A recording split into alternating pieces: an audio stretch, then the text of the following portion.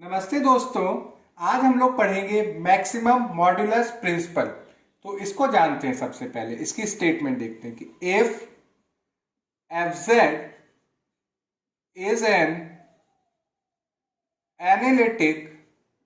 Analytic function inside and on a simple closed curve C, then the maximum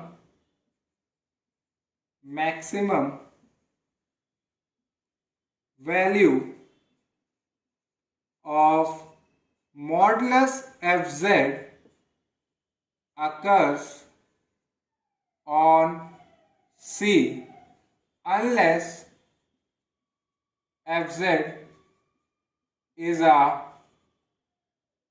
constant.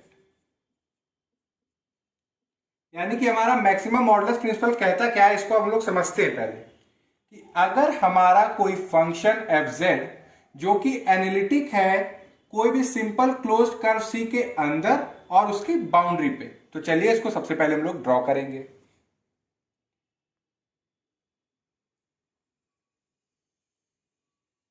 ये हमारा एक simple closed curve C है और हम कह रहे हैं कि हमारा अगर फंक्शन इस कर्व C के अंदर और इसकी बाउंड्री पे एनालिटिक होता है,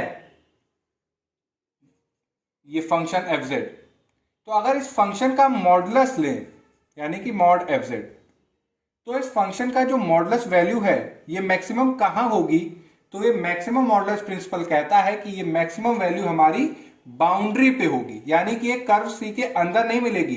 यानी कि ये जो फंक्शन है इसकी जो मॉडुलस वैल्यू है ये मैक्सिमम कहां पे होगी, on the boundary of the C। यही होता है हमारा मैक्सिमम मॉडुलस प्रिंसिपल। और साथ ही में ये क्या कह रहे हैं कि unless fz is a constant, यानी कि अगर कांस्टेंट हो जाएगा फंक्शन तो मैक्सिमम मॉडुलस प्रिंसिपल की तो बात ही नहीं रहेगी। मैक्सिमम मॉडुलस प्रिंसिपल कब कह रहे हैं कि जब हमारा फंक्शन कांस्टेंट नहीं है और अगर वो एनालिटिक है किसी क्लोज्ड कर्व C के अंदर और उसकी बाउंड्री पे, तो उस फंक्शन की जो मॉडुलस वैल्यू है वो मैक्सिमम होगी on the boundary of the C। ये होता है हमारा मैक्सिमम मॉडुलस प्रिंसिपल। अब हम लोग इसका जानेंगे प्रूफ कि इसको हम लोग प्रूफ कैसे करते हैं। प्रूफ हम लोग बहुत ही आराम से प्रूफ करेंगे, एक एक लाइन बड़े अच्छे से समझेंगे।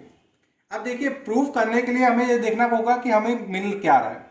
स्टार्टिंग में बस यही कह रहा है हमसे कि हमारा एक फंक्शन है जो कि कर्व C के अंदर और उसकी बाउंड्री पे एनालिटिक है, और तो कोई डिटेल नहीं है। अब तो ये हम लोगों को पता करना है उसकी मॉडुलस वैल्यू कहां पे होगी। अभी तो हम लोग बिल्कुल ये मान के चलेंगे कि हम लोगों को पता ही नहीं है कि हमारे फंक्शन की मॉडुलस वैल्यू कहां पे मैक्सिमम है। तो लिखेंगे since fz is analytic inside and on C। यानी कि सिंपल सी बात, ये हम लोग को दिया भी हुआ है कि हमारा कोई फंक्शन है जो कि एनालिटिक है इनसाइड और ऑन C। अब आप जानते हैं बच्चों कि अगर कोई फंक्शन एनालिटिक होता है किसी पॉइंट पे, तो यानी कि वो डिफरेंशिएबल भी है उस पॉइंट पे, और अगर डिफरेंशिएबल होता है तो वो कंटिन्यूअस तो होगा ही होगा। तो आप ये मान के चलिए कि ये फंक्शन अगर एनालिटिक है पूरे क्लोज कर्व C के अंदर और इसकी बाउंड्री पे, तो ये हर जगह क्या है, कंटिन्यूअस भी तो हुआ। तो आप लिखेंगे इट इज कॉन्टिन्यूअस देयर। अब बच्चों देखिए, फंक्शन हमारा हर जगह कांस्टेंट है, कॉन्टिन्यूअस है पूरे कर्व C के अंदर, तो यानी कि कम से कम एक ऐसा पॉइंट जरूर एग्जिस्ट कर रहा होगा जहां पे फंक्शन की मॉडुलस वैल्यू मैक्सिमम होगी। जरूर एक ना एक पॉइंट होगा, या तो वो अंदर मिलेगा या तो वो बाउंड्री पे मिलेगा। तो चलिए इसको लिखते हैं कि it follows that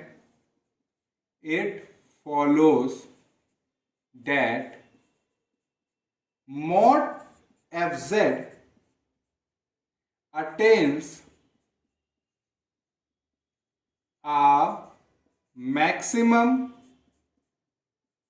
maximum value, और मान लेते हैं जो मैक्सिमम वैल्यू आएगी फंक्शन के मॉडुलस की उसको मान लेते हैं कैपिटल एम, से कैपिटल एम, ठीक है। For at least one value of Z, one value of Z inside और ऑन सी, यानी कि कम से कम एक ऐसा वैल्यू z की है जहां पे उसके करस्पॉन्डिंग जो फंक्शनल वैल्यू का मॉड है वो मैक्सिमम है, और उसको मान लिया हमने कैपिटल एम। या तो वो z हमारा इनसाइड में मिलेगा या तो हमारा बाउंड्री पे मिलेगा। अब इसको हम लोग मान लेते हैं कि ये जो फंक्शन है यहाँ जहां पे इसके फंक्शन की मॉडुलस वैल्यू मैक्सिमम हो रही है वो हमारे कर्व सी के अंदर है। मानने में क्या जाता है, हम लोग को तो पता नहीं है, हम लोग मान के चलते हैं कि वो पॉइंट हम लोग मान लेते हैं कर्व सी के अंदर है, उसका नाम रख देते हैं हम लोग ए। क्या नाम रख देते हैं बच्चों, ए। तो लिखेंगे कि लेट इफ पॉसिबल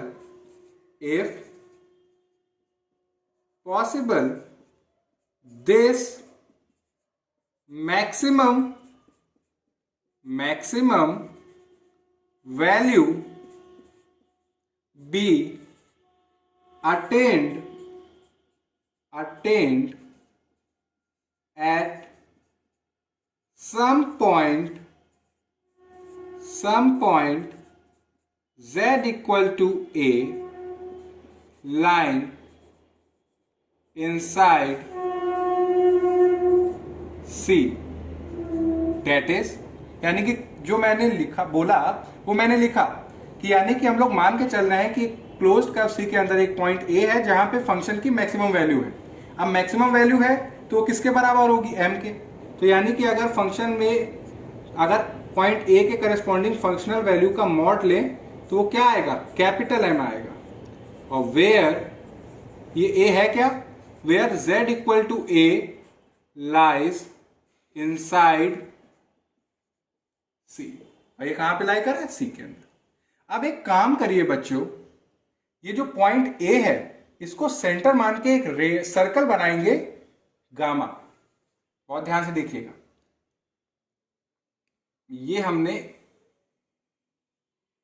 परफेक्ट भले ना बने मगर ये सर्कल हमारा बन गया और परफेक्ट भी बनाया। देखिए इसको नाम दे देते हैं हम लोग gamma.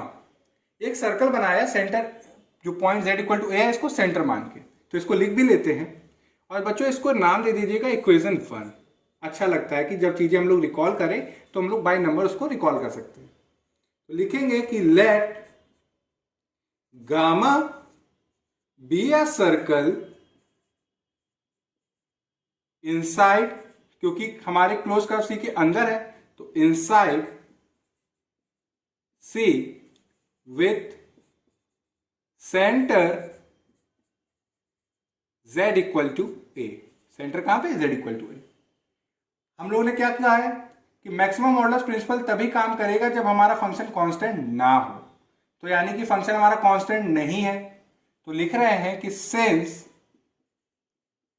fz is not a constant, यानी कि हम लोग ये तो हम लोग फिक्स है ना कि फंक्शन हमारा कांस्टेंट नहीं है, तो ये क्लियर है कि हमारा फंक्शन जब कांस्टेंट नहीं है तो अगर कोई पॉइंट हम लोग बी लेते हैं इस सर्कल गामा के अंदर, मान लीजिए जैसे मैंने यहां पे लिया ये पॉइंट बी यहां पे, तो इसको हम लिखते हैं कि there exist a point b, यानी कि पॉइंट बी इनसाइड, कहां पे, गामा सर्कल के अंदर, इनसाइड गामा सच दैट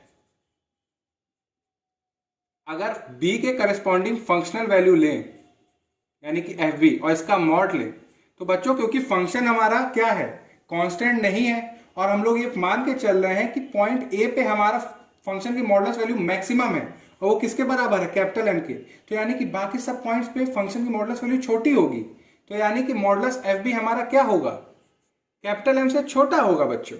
क्योंकि हमारा फंक्शन कांस्टेंट नहीं हो, मैक्सिमम वैल्यू में ए पे मिल रही है। तो ये, तो इसको हम लोग एक तरह और तरीके से भी लिख सकते हैं। कैसे? Equivalently, equivalently we can write, आप इसको ऐसे लिखिए कि पॉइंट बी पे फंक्शनल वैल्यू का मॉड किसके इक्वल होगा? कैपिटल एम माइनस एप्सिलॉन, यानी कि कैपिटल एम से छोटा है, और मान लीजिए कितना? एप्सिलॉन, वेयर ये जो कैपिटल एम है इज ग्रेटर देन एप्सिलॉन, और कैपिटल एम और एप्सिलॉन हमारे ग्रेटर देन 0। ठीक, इसको नाम दे देते हैं इक्वेशन नंबर 2। यहां तक तुम लोग को क्लियर है? इतना समझ में भी आ गया हम लोग किया। अब हम लोग ये मान के चल रहे हैं ना कि बच्चों की फंक्शन हमारा कंटिन्यूअस है, तो हमारा फंक्शन पॉइंट बी पे भी तो कंटिन्यूअस होगा, क्योंकि पूरे कर्व सी और उसके अंदर हमारा फंक्शन कंटिन्यूअस है। तो इसका यूज करेंगे हम लोग कि further by the continuity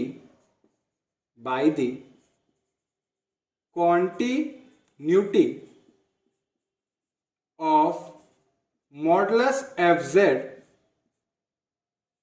eight b. अब क्योंकि हमारा पॉइंट बी पे भी फंक्शन कंटिन्यूअस होगा, तो यहां पे हम लोग क्या करेंगे? कॉन्टिन्यूटी की डेफिनेशन का यूज। तो वो क्या कहती है कि for any epsilon greater than 0 there exists a del greater than 0 such that for all z satisfying z minus b less than del we have। यानी कि बच्चों कहने का क्या मतलब है कि कोई भी एप्सिलॉन जो कि 0 से बड़ा है, यानी कि पॉजिटिव एप्सिलॉन के लिए एक ऐसा डेल एग्जिस्ट कर रहा होगा सच दैट जितने भी z की वैल्यू इस इनइक्वालिटी को सेटिस्फाई कर रहे होंगे, वो क्या सेटिस्फाई करेंगे? फंक्शन की modulus value minus point b पे फंक्शन की मॉडुलस वैल्यू का mod less than epsilon by 2। आप इसको ऐसे भी लिख सकते हो, मॉडुलस ऑफ एफ जेड, और ये जो मॉडुलस एफ बी है इसको आप उधर ले गए, तो modulus F b plus epsilon by 2। अब आप इक्वेशन 2 देखें, इक्वेशन 2 ये दी हुई है, तो मॉडुलस एफ बी की जगह आप क्या लिख सकते हो? Capital M minus epsilon. तो that is modulus F Z less than capital M, modulus F B का capital M minus epsilon plus epsilon by 2। तो इसको अगर थोड़ा सा सिंप्लीफाई करके लिखें तो 10 फंक्शन की जो मॉडुलस वैल्यू है वो लेस देन किससे होगी? Capital M minus epsilon by 2। यानी कि किससे? यानी कि कहने का मतलब क्या है बच्चों? अब जरा इसको यहां पे डायग्राम में समझिएगा। ये कह रहे हैं कि वो सारे पॉइंट्स जो कौन से हों, mod z minus b less than del. इसका मतलब आप समझ रहे हैं कि सेंटर, यानी कि जो b है इसको सेंटर मान के एक सर्कल बनाइए रेडियस डेल का। ये बहुत अच्छा बनाइए। वैसे इसका नाम रख देते हैं C1, इस सर्कल का नाम रख देते हैं C1, और इसका जो रेडियस है ये क्या है? डेल। यानी कि वो सारे पॉइंट, यानी कि इक्वेशन क्या करिए कि वो सारे z जो इस सर्कल C1 के अंदर आ रहे हैं वो क्या सेटिस्फाई कर रहे हैं? ये इनइक्वालिटी। यानी कि कहने का क्या मतलब है बच्चों कि कोई भी z जो सर्कल C1 में है उसके करस्पॉन्डिंग फंक्शनल की मॉडुलस वैल्यू हमेशा किससे छोटी आएगी? वो आएगी capital M minus epsilon by 2 से, हमेशा छोटी आएगी। यही हमने यहां पे लिखा।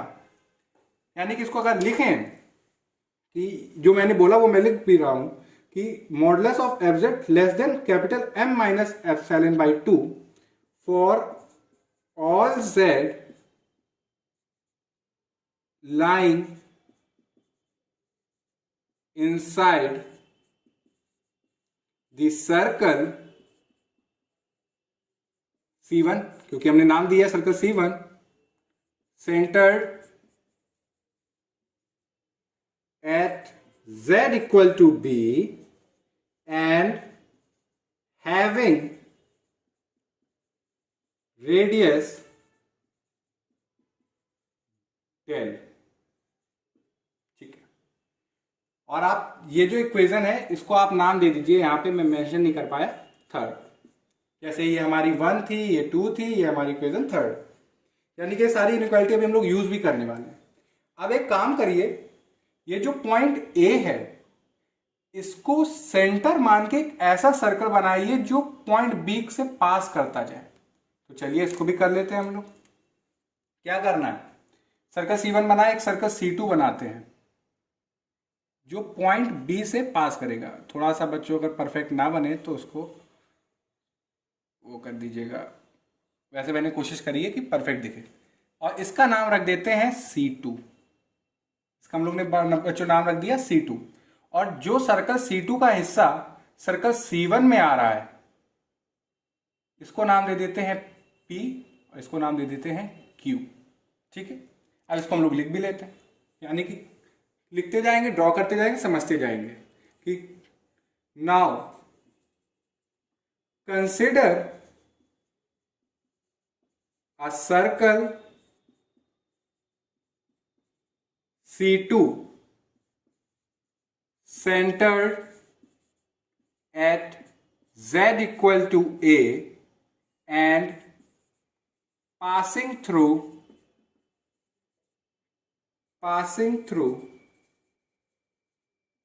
B on the part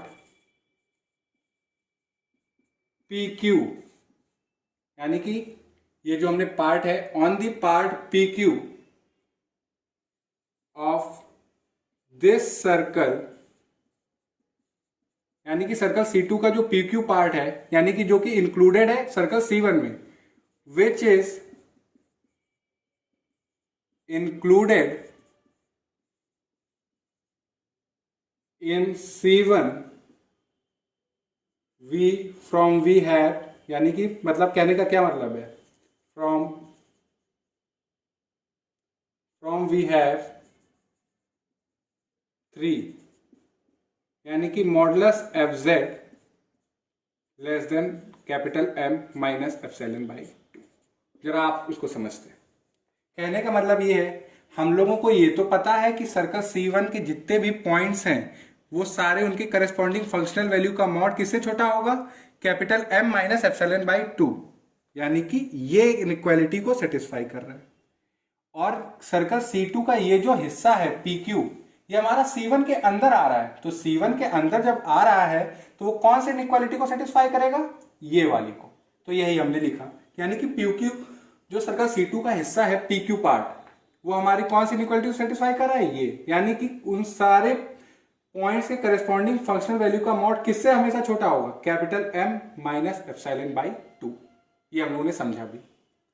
जबकि आप देखेंगे while on the remaining part of C2 we have function की जो मॉडुलस वैल्यू है वो लेस देन और इक्वल टू कैपिटल M। क्या मतलब कि बाकी C1 का हिस्सा हटा दे इतना, ये तो बाकी ये जो Q से ये वाला हिस्सा है, इनके करस्पॉन्डिंग यानी कि इन पॉइंट्स के करस्पॉन्डिंग फंक्शनल वैल्यू का मॉड किससे छोटा होगा, कैपिटल M से। वो सर्कल C1 के लिए हम लोगों ने इतना पता कर लिया था कि वो capital M minus epsilon by 2 से, मगर जो सर्कल C1 के बाहर पॉइंट्स हैं वो कौन सी इनइक्वालिटी सेटिस्फाई कर रहे हैं, ये बहुत ही क्लियर है, क्योंकि पॉइंट ए भी इंक्लूडेड है, इसकी मैक्सिमम वैल्यू कितनी हो सकती है, कैपिटल M, यानी कि ये जो कंडीशन लगी थी ना कि capital M minus epsilon by 2, वो सर्कल C1 के अंदर के पॉइंट्स के लिए था, बाकी उनके लिए क्या है, कैपिटल M। तो ये हम लोगों ने निकाला। अब देखिए, if theta is measured in anti-clockwise from OP, OP मतलब हम कह रहे हैं, तो अब जरा यहाँ पे आइए, अगर हमने ये जो पॉइंट ए है इसको नाम दे देते हैं ओ, और यहाँ से ये एक लाइन, ये, और ये अब कह रहे हैं कि हम एंगल मेजर कर रहे हैं एंटी क्लॉकवाइज डायरेक्शन में, ठीक है, एंटी क्लॉकवाइज नहीं ऐसे, और एंगल पी ओ क्यू को इन्होंने नाम दे दिया अल्फा। क्या नाम दे दिया बच्चों? अल्फा। तो यही हमने लिखने का है कि अगर हम एंगल एंटी क्लॉकवाइज डायरेक्शन में क्या कह रहे हैं, मेजर करेंगे फ्रॉम ओपी, यानी कि ओ और पी यानी कि ऐसे, and if angle p o q अगर ये अल्फा के बराबर है, और and b minus a equal to small r, यानी कि ये जो सर्कल C2 है इसका रेडियस हमने क्या मान लिया, पॉइंट बी हमारा सर्कल C2 के बाउंड्री पे है और ये सेंटर है, तो b माइनस ए का जो डिस्टेंस होगा वो रेडियस होगा सर्कल C2 का, वो हमने मान लिया small r. Then we have देखिए बहुत ध्यान से बच्चों, एफ ए यानी कि पॉइंट ए पे फंक्शनल वैल्यू किसके इक्वल होगी, 1/2 0 से 2 F A plus R E की power iota theta D theta. ये कैसे हमने लिख दिया एकदम से, तो हमने बच्चों यहां पे यूज किया है गॉस मीन वैल्यू थ्योरम का। तो अब हम लोग मैक्सिमम मॉडुलस प्रिंसिपल पढ़ रहे हैं, तो साथ ही साथ हम लोग इसके बारे में भी पढ़ लेंगे। अभी हम लोग जानेंगे कि मैंने रिजल्ट लिखा कैसे, मगर मेरे को अभी इस डायग्राम से आपको एक चीज बतानी है, इसलिए मैं अभी गॉस मीन वैल्यू थ्योरम को थोड़ा पॉज कर रहा हूं, आपको बताता हूं एक चीज। आप देखिए क्या कर रहे हैं, 0 से 2 हम लोग पूरा चक्कर ले रहे हैं और एंगल डी थीटा है। अब देखिए इसको आप ऐसे भी लिख सकते हो, 1/2 0 से alpha F A plus R E की power iota theta D theta plus alpha से 2 F A plus R E की power iota theta D theta bracket close. यानी कि जो 0 से 2 हमारा हमने लिमिट ली थी उसको ब्रेक कर दिया, डिवाइड कर दिया, यानी कि मान लीजिए जैसे ये 0 है तो 0 से अल्फा ये इतना हमने लिया, और फिर अल्फा से 2 कंप्लीट करा, तो पूरा एक चक्कर हो रहा है ना बच्चों। तो वही हमने, यानी कि इस इक्वेशन को हम लोग ऐसे भी लिख सकते हैं, यानी कि अल्फा के टर्म्स में ब्रेक कर लिया हमने लिमिट को। तो ये मैंने पूरा प्रॉपर सीक्वेंस में लिखाया है कि अगर आप मेरे लेक्चर को देख के अगर आप प्रॉपर इसका अगर थ्योरम पढ़ना चाहें और समझना चाहें, और अगर एग्जाम में भी लिखना है तो कैसे लिखना है, तो ये पूरा मैंने उसमें इस हिसाब से लिखा है इसको, कि आप अगर इसको अगर नोट भी करते जाएंगे वीडियो देखते देखते, तो आप अगर एग्जाम में लिखेंगे तो आप गारंटीड आपको अच्छे मार्क्स मिलेंगे। तो मैंने जैसा आपसे कहा कि बात हमें गॉस मीन वैल्यू थ्योरम समझाने की है, तो सबसे पहले मैं आपको ये समझा देता हूं कि ये मैंने लिखा कैसे, फिर मैं मैक्सिमम मॉडुलस प्रिंसिपल का आपको प्रूफ कंप्लीट करूंगा। अभी आप लोगों ने देखा मैंने यूज किया था गॉस मीन वैल्यू थ्योरम, तो मैंने वहां पे डायरेक्टली यूज कर लिया था, मगर मेरे को ये था कि अगर कोई नॉलेज मिल रही है साथ साथ तो उसको भी ले लेना चाहिए। हम लोगों के ये प्रूफ में गॉस मीन वैल्यू थ्योरम नहीं है, मगर हम लोग का use Gauss mean value theorem का उसमें कर रहे हैं, इसलिए हम लोगों की ये जिम्मेदारी है कि इसको भी समझ लें। तो चलिए इसको पहले हम लोग जान लेते हैं। अगर हमारे पास कोई डोमेन दिया जाए, ये जैसे कोई डोमेन डी है और फंक्शन हमारा एनालिटिक है इस डोमेन में, तो अगर हम कोई सर्कुलर रीजन लेते हैं, कोई भी सर्कुलर रीजन, बस शर्त ये होनी चाहिए इस डोमेन के अंदर हो। जैसे हमने मान लिया जैसे ये सर्कुलर रीजन लिया, तो अगर ये सर्कुलर रीजन है इसका नाम ले लेते हैं सी, और अगर ये सर्कुलर रीजन का ये हो जाएगा सेंटर Z, और मान लेते हैं इसका सेंटर क्या है Z0 और रेडियस है रो। यानी कि अगर कोई भी डोमेन है जिसमें फंक्शन एनालिटिक है और उस डोमेन के अंदर कोई भी सर्कुलर रीजन ले ले, जैसे हमने यहाँ पे ले लिया सी एग्जाम्पल के तौर पर, तो चलिए पहले स्टेटमेंट भी लिखें तब मैं आपको इसका रिजल्ट बताता हूँ कि हमारी गॉस मीन वैल्यू थ्योरम कहती क्या है कि if F Z is an analytic function in a domain D. यानी कि जो मैंने बोला वो मैंने लिखा कि हमारा कोई डोमेन डी में फंक्शन एनालिटिक है, and if the circular reason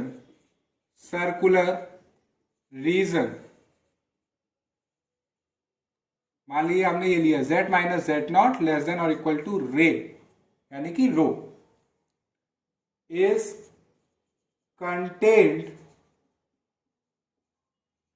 in D, then यानी कि गॉस मीन वैल्यू थ्योरम क्या कह रही है कि अगर कोई डोमेन डी है जहां जिसके अंदर हमारा फंक्शन एनालिटिक है, और अगर कोई भी सर्कुलर रीजन हम लें जो कि हमारे डोमेन के अंदर हो, तो सर्कुलर रीजन के सेंटर यानी कि फंक्शनल वैल्यू यानी कि एफ जेड नॉट की वैल्यू ये इक्वल होती है average of the integration along C, यानी कि सर्कल सी के अलोंग जो इंटीग्रेशन करते हैं, यानी कि 1/2 पाई 0 से 2 पाई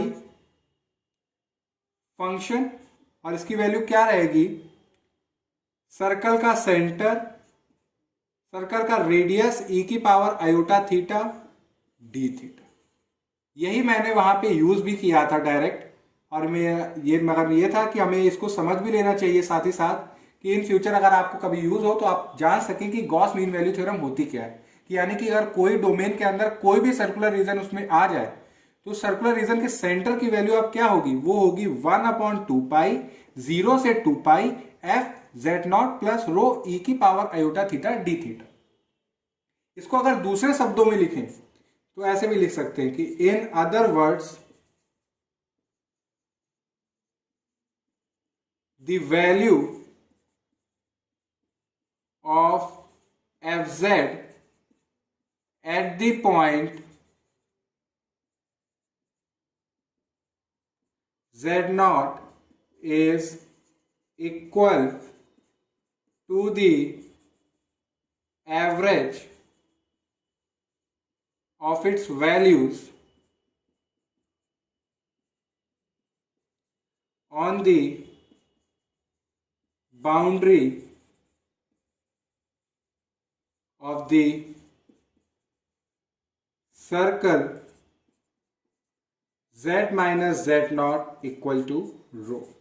यानी कि वही बात कि जो वैल्यू होगी फंक्शन की z नॉट पे, यानी कि जो कोई सर्कल है जो कि कंटेन्ड है डोमेन डी में, वो किसको इक्वल होगी, उसकी यानी कि सर्कल के सेंटर की करस्पॉन्डिंग फंक्शनल वैल्यू किसके इक्वल होगी, वो होगी एवरेज ऑफ द वैल्यू जो कहां पे होगी, on the boundary of the circle.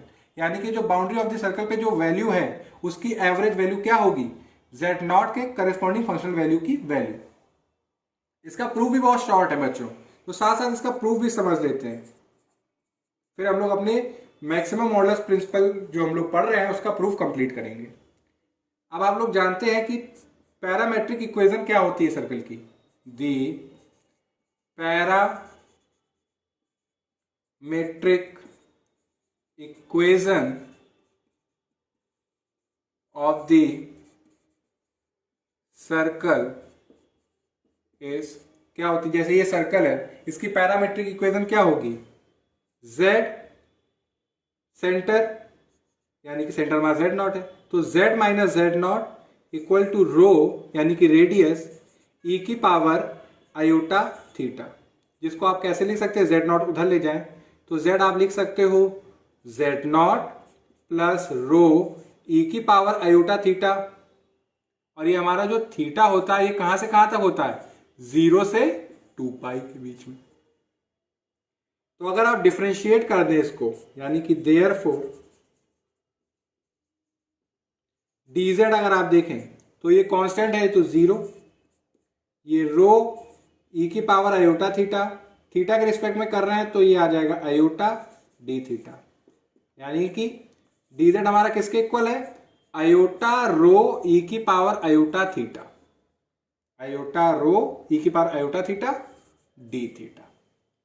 Cauchy integral formula हम लोग जानते हैं, तो यहाँ पे हम लोग यूज करेंगे Cauchy's integral formula. Using Cauchy's integral formula. अगर आपको कॉशीस इंटीग्रल फॉर्मूला पढ़ना है तो ऊपर आई बटन दिख रही है, उस पर क्लिक करके उसको एक बार अगर आपको डिटेल में पढ़ना है तो आप पढ़ सकते हैं। वैसे वो होता क्या है कि एफ जेड नॉट इक्वल होता है 1/2 पाई आयोटा इंटीग्रेशन, आप सर्कल सी के अलोंग कर रहे हो, C f z z minus Z naught d z. अब आप इसको एक काम करिए, जहां जहां जेड है वहां वहां आप किस में कन्वर्ट कर दीजिए, थीटा में। तो ये 1/2 pi iota integration F Z की जगह आप क्या लिखिए, Z naught plus rho e की पावर आयोटा थीटा।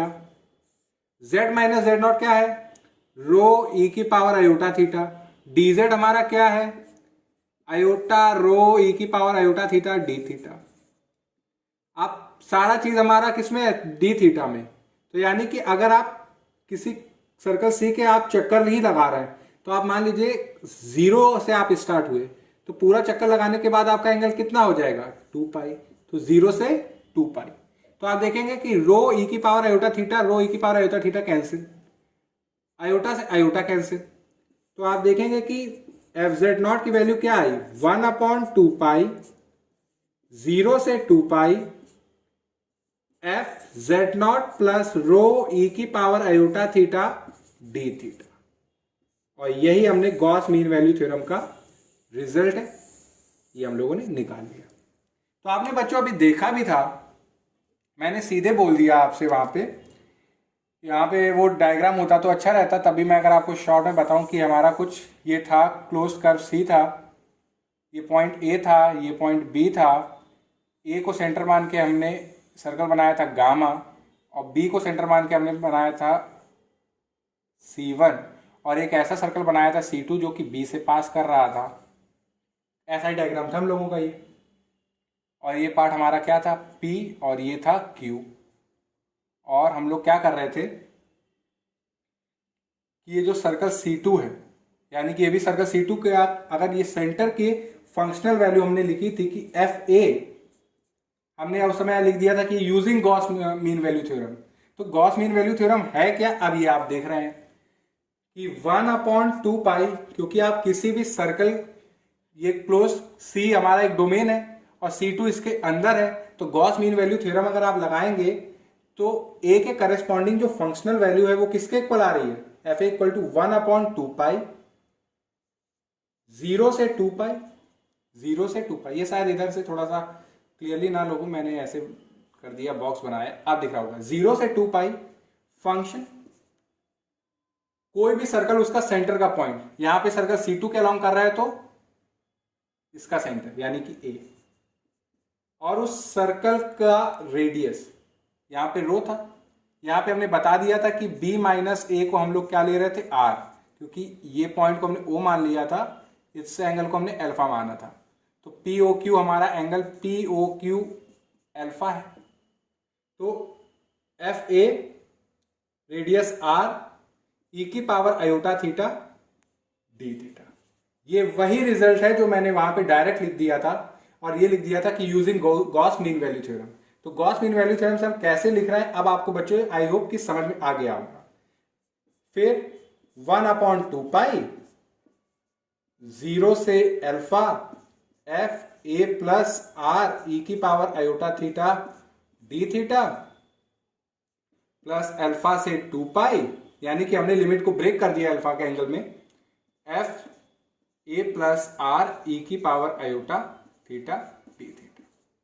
तो देखिए बच्चों, ये वही रिजल्ट है, हम लोग यहीं से कंटिन्यू भी करेंगे, मगर हम लोगों ने मैक्सिमम मॉडुलस प्रिंसिपल पढ़ रहे थे, और साथ ही साथ हम लोगों ने किसके बारे में भी जान लिया, गॉस मीन वैल्यू थ्योरम के बारे में भी, और इसका भी प्रूफ हम लोगों ने देख लिया।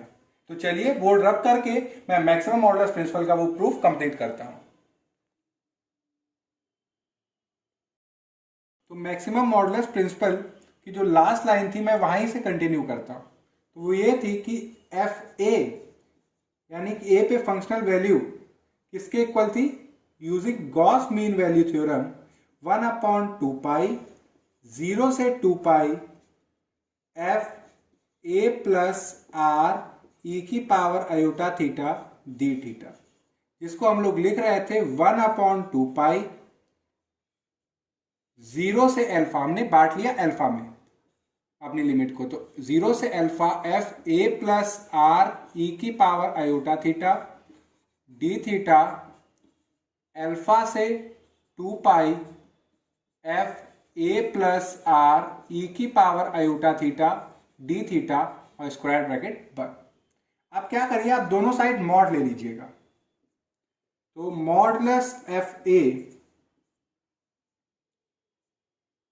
आप देखेंगे कि इज लेस देन और इक्वल टू 1/2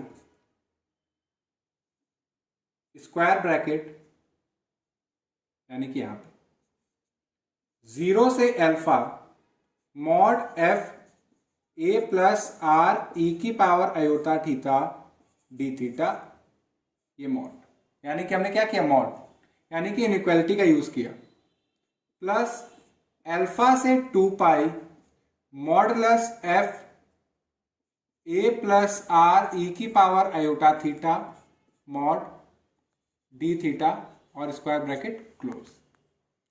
तो आप देखेंगे कि 0 से अल्फा के बीच में हमने बताया था सर्कल C1 है, और सर्कल C1 के जितने भी पॉइंट्स हैं उनकी फंक्शन की फंक्शनल वैल्यू का मॉडुलस किससे छोटा हो रहा था, capital M minus epsilon by 2 FZ, ये हम लोगों ने देखा था। और जो रिमेनिंग पार्ट था सर्कल C2 का, वो किसके इक्वल था, वो था हमारा M कैपिटल M के। तो वही हम लोग यहाँ पे यूज करेंगे कि आप जब 0 से अल्फा के बीच में हो तो आप किधर हो, सर्कल C2 का ये हिस्सा हमारा C1 के अंदर आ रहा है।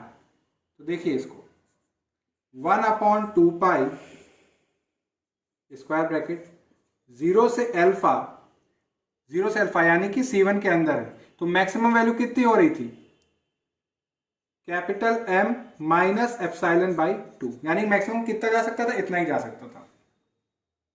इसको लिख लेते हैं इसमें डी थीटा, और बाकी पार्ट जो अल्फा से 2 के बीच, यानी कि बाहर था अल्फा से 2 इसकी मैक्सिमम वैल्यू कितनी हो सकती थी, कैपिटल M डी थीटा। तो ये रिकॉल हो गया। अब आप देखिए 1/2 capital M minus epsilon by 2 हमारा कांस्टेंट है, इसको बाहर निकाल लीजिए, तो ये हुआ 0 से alpha D theta, capital M यहां पे भी कांस्टेंट, इसको बाहर निकाल लीजिए, तो अल्फा से 2 डी थीटा, तो 1/2 capital M minus epsilon by 2, और ये बहुत ही सिंपल हमारा इंटीग्रेशन, इसको सॉल्व करेंगे तो वैल्यू आएगी अल्फा कैपिटल M, और इस इंटीग्रल डेफिनेट इंटीग्रल को सॉल्व करेंगे तो वैल्यू आएगी 2 माइनस अल्फा। तो देखिए 1/2 capital M alpha minus epsilon alpha by 2 plus 2 M minus M alpha, तो M alpha minus M alpha हो जाएगा। अब ये 2 अंदर मल्टीप्लाई कराएंगे 1/2 तो ये आएगा हमारा capital M minus epsilon alpha 2 to 4 ये आएगा। तो यानी कि 10, अगर आप देखें जो A है उसकी फंक्शनल वैल्यू का मॉड आ रहा है हमारा, यानी कि वो किससे लेस देन है, ये हमारा लेस देन है capital M minus epsilon alpha upon 4 epsilon भी पॉजिटिव है, अल्फा भी पॉजिटिव है, 4 कांस्टेंट है, यानी कि कुछ हिस्सा सब्ट्रैक्ट हो रहा है कैपिटल M से, तो यानी कि कैपिटल M होगा, यानी कि एक लेस देन होगा किससे, कैपिटल M से। क्यों, यानी कि कोई भी कितनी भी बड़ी चीज है मगर उससे कुछ पॉजिटिव क्वांटिटी जब हट रही है तो यानी कि वो छोटा हो रहा है, तो यानी कि ये जो है ये किससे छोटा होगा, कैपिटल एम से। और जब हम लोगों ने मैक्सिमम मॉडुलस प्रिंसिपल में सबसे पहले स्टार्टिंग हमने जो एजप्शन ली थी वो ये थी कि ए वो पॉइंट है जहां पे हम लोग मान रहे थे, यानी कि ए वो पॉइंट हमारे कर्व सी के अंदर लाई कर रहा है जहां पे हमारा फंक्शन मैक्सिमम वैल्यू दे रहा है। और उस मैक्सिमम वैल्यू को हमने कितना माना था, कैपिटल एम। सबसे पहली लाइन हम लोगों ने यही लिखी थी। तो यानी कि ये क्या है हमारा फंक्शनल वैल्यू का मॉड एट पॉइंट ए, और ए हमारा कहाँ है, कर्व सी के अंदर। और ये हमने माना था कि ये मैक्सिमम वैल्यू हमारा फंक्शन का मॉड दे रहा है कर्व सी के अंदर, और वो थी कैपिटल एम। तो अगर आप इस चीज को देखें, इसको और यहां से, यानी कि ये क्या कोई नंबर अपने आप से कभी छोटा हो सकता है, कभी नहीं हो सकता। और हम लोगों का जो एजप्शन हम लोग मान के चल रहे थे कि हमारे फंक्शन की मॉडुलस वैल्यू मैक्सिमम मिलेगी कर्व सी के अंदर, और उसको मान के हम लोग सॉल्व करते जा रहे थे। रिजल्ट में कंक्लूजन क्या निकला कि ये तो पॉसिबल हो ही नहीं सकता, क्योंकि कोई भी नंबर अपने आप से छोटा कभी होगा ही नहीं। तो यानी कि ये क्या हो गया हमारे साथ एक मजाक। तो हम लोग लिख सकते हैं विच इज absurd। यानी कि हम लोग इतनी देर से मान के चल रहे थे कि भैया कोई क्लोज कर्व है और उसके अंदर एक पॉइंट है जहां पे फंक्शन की मैक्सिमम वैल्यू एग्जिस्ट कर रही है, उसको लेके सॉल्व किया, मगर पता क्या चला कि ऐसा कोई पॉइंट कर्व सी के अंदर मिलेगा ही नहीं जहां पे हमारे फंक्शन की मॉडुलस वैल्यू मैक्सिमम हो। तो यानी कि अब जब अंदर नहीं मैक्सिमम मिल रही है वैल्यू, तो वो कहां पे मिलेगी, वो मिलेगी हमारी बाउंड्री पे। और यही हमारा होता है मैक्सिमम मॉडुलस प्रिंसिपल, और इसको हम लोगों ने प्रूव भी किया। तो यानी कि अगर इसको स्टेटमेंट वाइज क्लोजिंग में अगर हम लिखें तो लिखेंगे कि इन व्यू ऑफ दिस कॉन्ट्रेडिक्शन